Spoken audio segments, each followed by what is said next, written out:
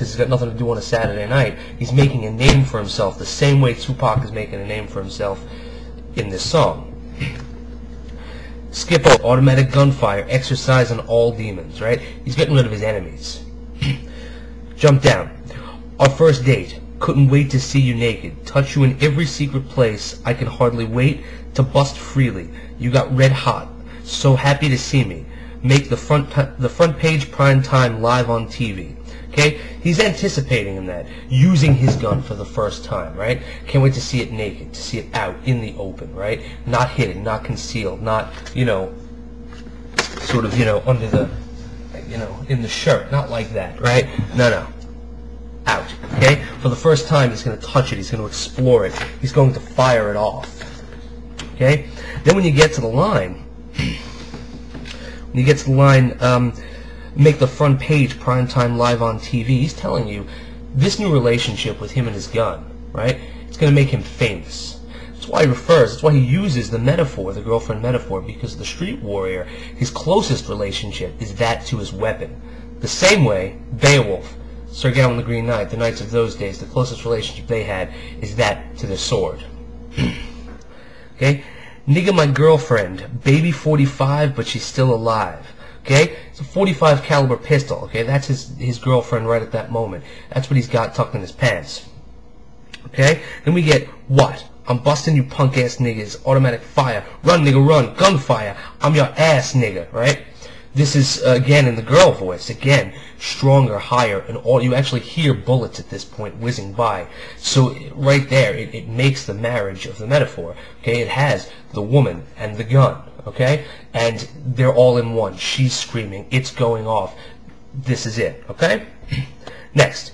My girlfriend, blacker than the darkest night. When niggas act bitch, made she got the heart to fight. Okay? His gun is black. And when people act up, he's going to use it. He's going to use it to put them back in his place.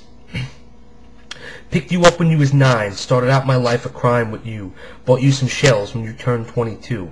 His first gun was a 9mm. That's how he starts out his life of crime. It's him and his 9mm.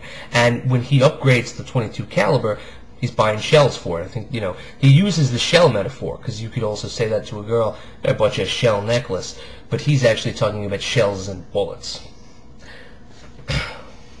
Next page.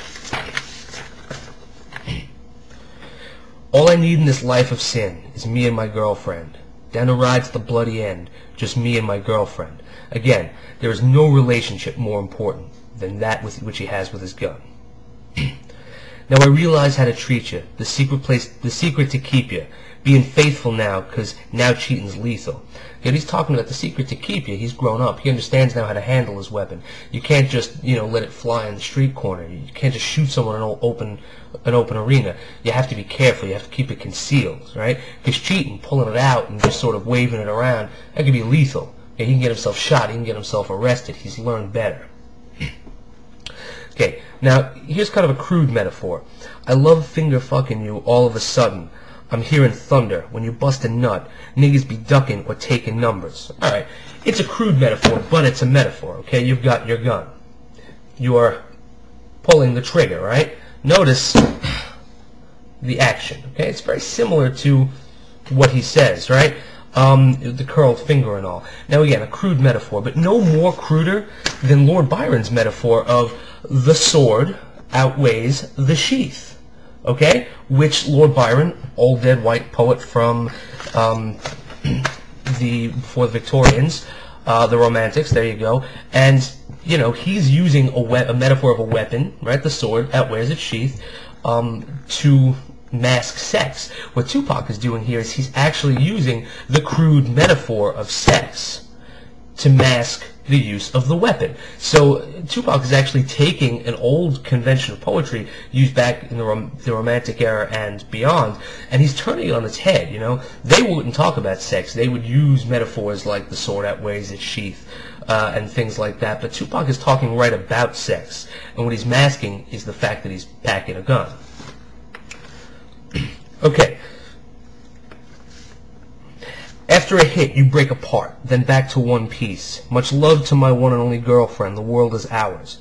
After he uses it, right? After he takes a rival out, all he's got to do is take it apart to hide it. He doesn't get caught with it. And then afterward, after he gets back to his crib and he's ready, he's gotten the safety, he puts it back together. Same as that. He knows how to take his gun apart. Never leave a nigga alone. I love you black or chrome. Turn this house into a happy home. Me and my girlfriend. Okay? He loves this gun. He does. And he doesn't want to be without it. He can't be caught without it. If he's caught in the streets without his gun, it's a death sentence if his enemies catch him.